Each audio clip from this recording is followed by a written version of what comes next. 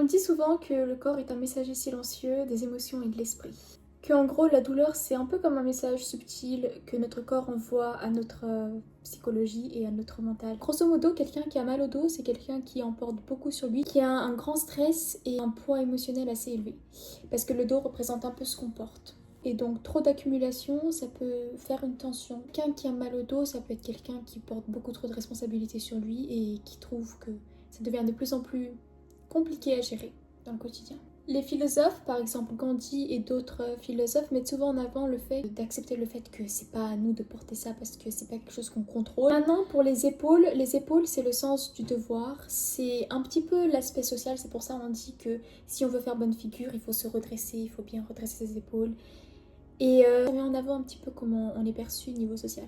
Tout est trop orienté vers les autres et pas assez vers l'intérieur. Et donc là, les épaules se crispent un petit peu. Et c'est ce qui pourrait être le lien entre les épaules et puis cette douleur-là. On parle souvent de la peur de décevoir parce que c'est tourné vers les autres et on veut être perçu d'une certaine manière auprès des autres, surtout auprès de nos proches, et que chaque erreur qu'on fait, ça nous crispe. On veut pas décevoir l'autre, on veut pas que l'autre nous juge. Et donc c'est là que ça pourrait se voir, entre guillemets. Épictète met souvent en avant le fait que chacun est responsable que de son propre monde intérieur et que peu importe ce qu'on fait, on ne pourra pas rendre de toute façon quelqu'un heureux par nous-mêmes s'il n'est pas heureux lui-même. Qu'on n'est pas responsable de ce que les autres pensent, de ce que les autres vivent et qu'il faut se détacher complètement du regard de l'autre, peu importe à quel point l'autre est précieux pour toi, même si c'est une personne très proche et que tu as envie de lui faire plaisir. Des fois, c'est juste impossible de satisfaire tout le monde et il faut juste se contenter, selon Épictète, de se satisfaire soi-même. Et une fois qu'on est satisfait à l'intérieur, c'est là que les autres peuvent, on va dire, recevoir un peu de bonnes ondes.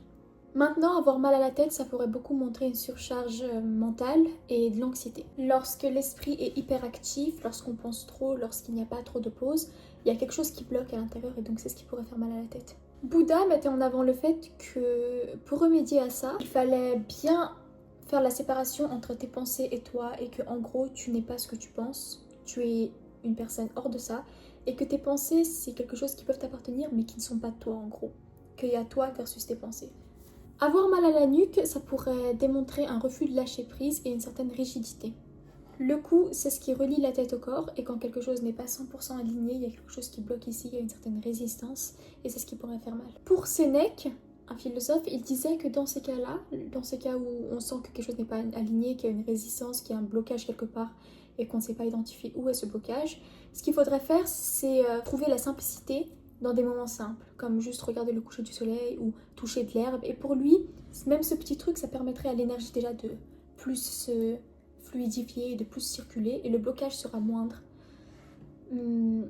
Et donc du coup la douleur aussi pourrait être un petit peu moindre si c'est lié. Avoir mal au genou, ça pourrait signifier une certaine peur d'avancer et une certaine peur de se mettre à genoux. Ça peut être une résistance à l'humilité, un entêtement quelque part. Carl Jung disait que dans ces cas-là, ça serait bien de s'ouvrir au changement et d'accepter les risques, de faire la paix avec le fait que ça peut échouer comme ça peut réussir. Parce qu'il y a souvent ce lien-là entre la peur de l'échec et puis cette douleur. Avoir mal au thorax et à la poitrine, ça pourrait signifier une certaine émotion qui n'a pas été digérée et des émotions refoulées. Gandhi mettait en avant ici l'amour et la compassion de soi, que en gros, si Dieu peut nous pardonner, on peut nous-mêmes nous pardonner et être plus indulgent envers soi-même, malgré nos pensées, malgré ce qu'on cache au fond et malgré ce qu'on a fait qu'on pense vraiment honteux. Ensuite, il y a les douleurs invisibles, donc ça serait pas des choses qui sont ponctuelles et temporaires, comme par exemple une petite migraine, mais quelque chose de plus chronique. Par exemple, on pourrait penser au diabète. Donc, d'après ce que j'ai vu, le diabète, ça pourrait être lié à une peur de manquer quelque chose et au syndrome de l'imposteur. Je pense pas qu'on mérite des belles choses et des grandes choses. C'est pour ça que notre corps, hypothétiquement, penserait que le sucre c'est trop, même si on en ingère en quantité plutôt normale, le corps pourrait considérer que c'est beaucoup trop que ce qu'il mérite. Ensuite, il y a les problèmes de thyroïde. Les personnes qui ont des problèmes de thyroïde, si on pense ça sous le domaine un petit peu spirituel, un petit peu émotion, on pourrait dire que ce sont des personnes qui ont un petit peu de mal à exprimer ce qu'ils veulent. Gandhi met en avant ici le fait que la parole doit être alignée avec l'action et qu'il ne faut pas avoir peur de déplaire en disant notre vraie pensée à l'intérieur de nous-mêmes. Voilà, c'est la fin de cette vidéo. Bien sûr, si vous avez des vraies douleurs et quelque chose comme ça, faut bien sûr consulter.